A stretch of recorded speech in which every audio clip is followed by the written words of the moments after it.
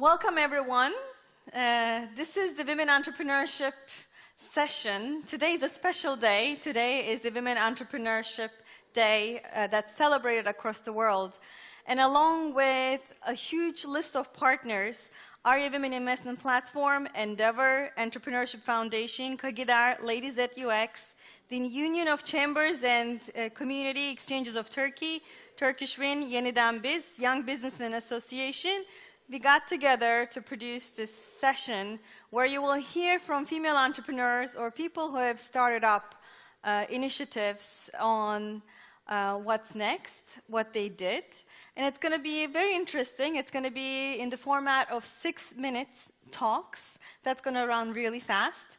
And I want to make sure that it runs really fast, so I will be somewhere in the back to monitor the time. So welcome. Can we get the first slide? So today is the Women Entrepreneurship Day, and if you are tweeting, this event is also live streamed, so we will have a digital conversation along with the event today. The hashtags are WomenWow, WeDo 2015, and for Digit EMEA, if you have been following the event throughout the day. So without further ado, I want to introduce our first speaker, Başak Taşpınar'dayım, the founder and CEO of Armut.com. Başak.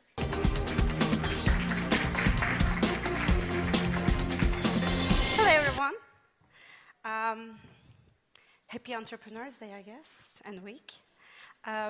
Today, I would like to tell you about my story and how we scaled Armut up. Armut.com is the leading online services marketplace in Turkey. If we can start with the presentation. Yes, I'm going to talk about scaling your business up. Just to give you a sense of how big Armut is, our monthly site visits is over 1 million people now, and we have over 70,000 providers on Armut, and we get about 40,000 job requests in a month. And if you look at the total size of the monthly requests that go through Armut, it's 2.5 million liras. But was this the case 4 years ago? No. So here is a slide that I really like looking at, because this is the path we also went through. So when you start, this is the life cycle of a startup. When you start, there is this launch wonderfulness. You are super excited. Everyone is excited about your product. And then suddenly you realize you're at point 0. Then you're realizing, I don't know anything about this, so you have to keep iterating. You try different methods. You try and retry and retry. And finally, after a long period of incubation, comes growth, which is the part where you have found your product, and now you're going to grow your business.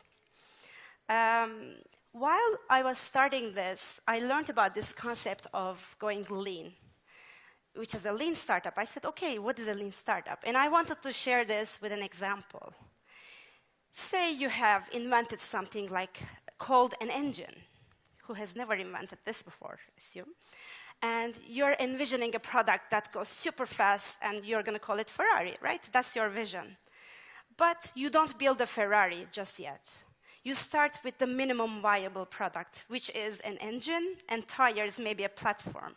And then you put it out in the market and let the customers, tinker with it, look at it, try to see how it works. And then you realize who your customers are actually are farmers, and they need tractors, not Ferraris.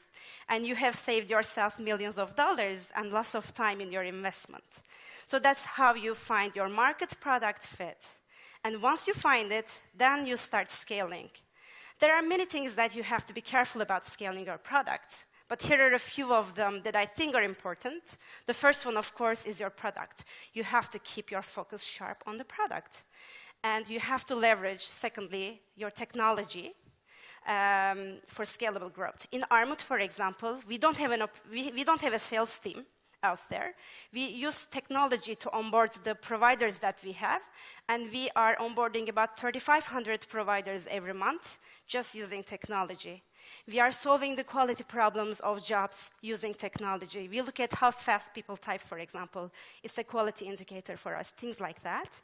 And team. Team is important. People are important. We have a great team. We are almost 30 now.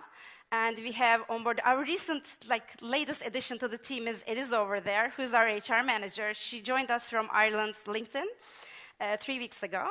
So you can stop by and say hi to her after this. And we are going to build an even better team together.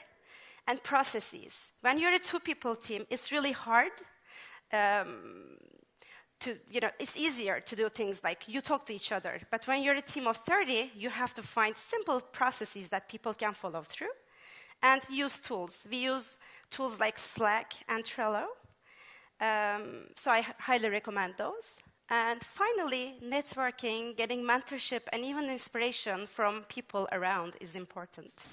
So this is a map that Endeavor built together. I'm one of the Endeavor entrepreneurs in Turkey. And Armut is there in that heart over there. And you can see the early on stage. It's hard to read, but you have Yemek Sepeti over there, Mynet over there, the early on startups that have grown a lot. And the next phases are there. The inside ones are the ones that have been founded earlier in the 90s, and the ones at the outer circle are the ones that have been founded around 2010 to 12. So you get inspired by other people. So if you are doing this yourself, if you're an entrepreneur yourself, keep talking to other people, get mentorship. And I think Endeavor is a great tool to use. So this is my speech. Thanks a lot for listening. Bye. So let me ask you a few questions because you have a minute left. I do! Yes. So how did you recruit the first round of people? Because I think having the idea is one thing, and having the first follower to come join on board is the most challenging part. So how did that formation come along? It was a huge challenge, actually, because when I was in the corporate life before this, and when you sit on a table as a corporate employee, you have the brand behind you. You work for such and such company. You work for Coca-Cola. You work for Turkcell. You have that brand behind you. But when you start yourself, it's just you and your dream and ideas, and there are lots of people with the ideas. So I think it's a bit of a inspiration. You have to give inspiration to people. You have to make them believe the idea. And maybe you use some of the past experiences and past successes that you had, and you build on that. I have done this in corporate world, and now I'm going to do this. This is the idea.